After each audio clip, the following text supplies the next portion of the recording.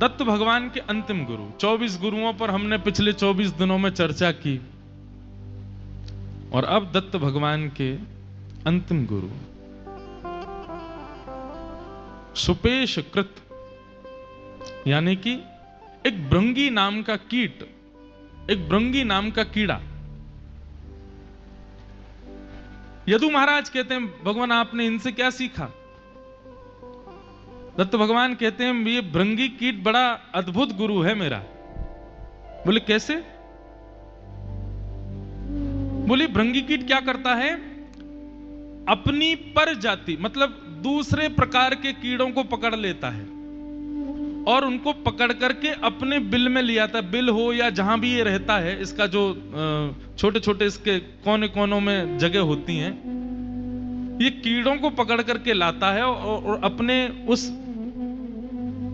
मिट्टी के बने हुए छोटे से अपने घर में उसको छोड़ देता है और छोटे से स्थान में से अपने स्वर से और अपने रूप से उसको डराता है। इसका स्वर सुनते सुनते और इसके भयावह रूप को देखते देखते देखते देखते वो कीड़ा इतना भयभीत हो जाता है, वो इतना भयभीत हो जाता है कि इसके रूप और स्वरूप को देखते देखते देखते देखते देखते एक दिन वह कीड़ा भी भृंगी कीट बन जाता है।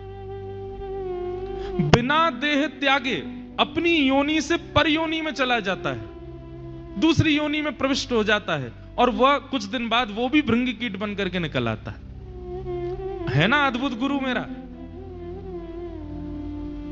इससे मैंने ये सीखा कि एक कीड़े के स्वर और रूप के भय से एक दूसरी योनि में जन्मा कीड़ा जब भृंगी कीट बन सकता है, भय के कारण बन सकता है, उसके व्याकुलता के कारण बन सकता है, तो क्या हम ठाकुर जी की लीला सुन करके, उनके रूप का दर्शन करके, नित्य उन्हीं की चर्चाओं में रह करके एक क्षण के लिए भी, हाँ याद रहे यदुराज, एक क्षण के लिए भी वो कीड़ा भृंगी कीट के रूप और स्वर से विमुख नहीं होता।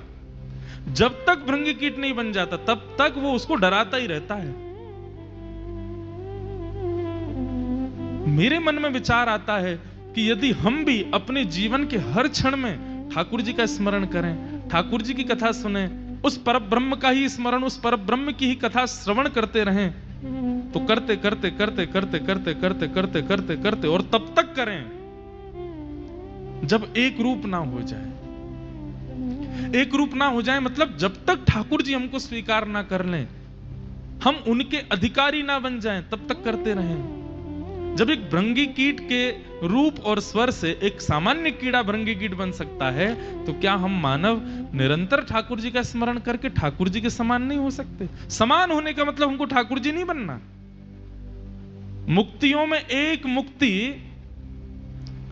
यह भी है कि ठाकुर जी का जैसा रूप मिल जाता है, ठाकुर जी के समान हो जाते हैं। तो एक भृंगी कीट के भय से जब एक कीड़ा भृंगी कीट बन सकता है, क्या हम ठाकुर जी का लीला श्रवण करके, कथा श्रवण करके, सत्संग श्रवण करके, नित्य उनका दर्शन करके, एक क्षण भी उनसे विलग ना हुए बिना हम उनके अधिकारी नहीं बन पाएंगे? निश्चित बनेंगे। इसलिए ये मेरे 24वें गुरु हैं। एते में गुरुवो राजन चतुर्विंशति रक्षिता। ये मेरे 24 गुरु हैं। इनसे मैंने ये सब सीखा है जो मैंने तुम्हें बताया है। इस प्रकार बंधुओं, श्री दत्त भगवान के 24 गुरुओं का उपदेश हुआ है।